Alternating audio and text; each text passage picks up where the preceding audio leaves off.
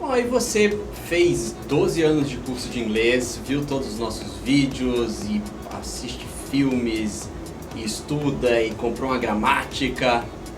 E quando você fala inglês, você sente que não tá aquela coisa tão até fluente, você não precisa pensar muito para falar, tal, mas você percebe que fica não é como um americano robótico, falando, né? Fica robótico, aquela coisa, poxa, mas os caras falam tão rápido e eu não consigo, tal. Gente, existe uma questão que quando você fala no seu idioma nativo, na sua língua mãe, você come um monte de sílaba, come um monte de palavra, às vezes a gente nem percebe isso. Mas é fato, é uma coisa interessante. Eu vou até dar um exemplo, o pessoal de São Paulo vai entender melhor essa, mas é bem interessante. Em São Paulo tem um político muito conhecido que é o Alckmin, o Geraldo Alckmin. Ele é médico, é uma pessoa super estudada e tal. E na época que ele estava concorrendo à prefeitura de São Paulo, já nem lembro que ano foi isso, uma coisa que me chamava a atenção é que ele fala muito bem, mas ele não fala o verbo precisa, ele fala precisa. Ele falava, São Paulo precisa de mais educação, São Paulo precisa de mais segurança. E eu comentei isso com meus alunos na época e todos falaram, mentira que o Alckmin vai falar precisa em vez de precisa. E no dia seguinte eles voltaram espantados, que eles viram o horário político e viram que realmente ele não fala assim.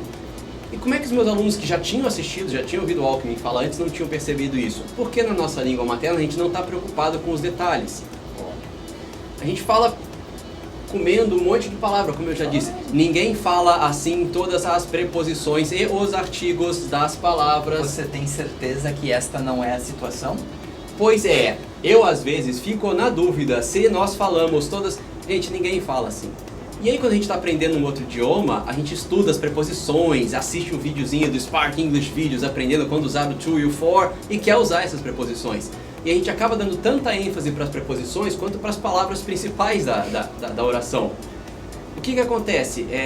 Isso é que gera esse trancamento. Então se eu vou falar, por exemplo, que a casa é bonita, vamos pensar numa frase bem simples. O importante dessa frase é o casa e bonita. Se eu falo isso no português, eu vou falar a casa é bonita. O A quase some no começo e o E quase some também. Eu não vou falar a casa é bonita. Fica estranho. A gente vai falar em inglês, the house is beautiful. Fica uma coisa mecânica. O truque então é vocês tentarem praticar a ênfase nas palavras-chave da oração. Então, em vez de the house is beautiful, esse the quase desaparece no começo porque ele é só um artigo. O is quase desaparece no começo porque ele é só um verbo de conexão, verbo de ligação. Então, the house is beautiful. Você vê que o the house is beautiful. O is quase some antes do beautiful e o the quase some antes do house. E o idioma, o inglês, ele foi feito para, assim, como no português a gente fala de uma forma bem rápida, de uma forma comendo algumas palavras, o próprio inglês ele é feito sob medida para isso. Acho que um grande exemplo é o uso do artigo indefinido, que a gente vai ver num vídeo separado, mas a coisa do a e do an. Porque o an foi criado justamente para a questão de quando você tem uma palavra com som de vogal, você poder fazer essa junção para emendar mais rápido.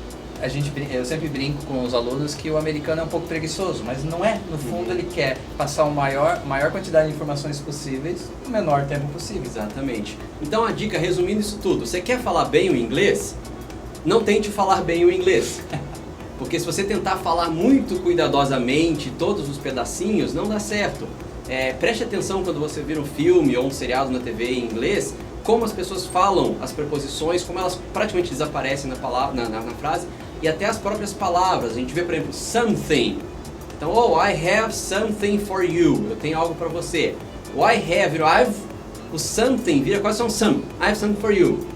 Come-se um monte de coisa fora. Então, falando sério, assim, não tente falar todos os pedacinhos claramente. Você tem que saber o que você pode excluir. Mas use as contrações, foque naquilo que é realmente o importante da frase. Né? Exatamente. Então, não estressa na hora de falar as palavras, só pense nas palavras-chave, fale-as com mais entonação e o resto dá aquela embolada. É até bom que você não precisa nem lembrar que preposições você tem que usar. Você joga um no meio e tá tudo certo.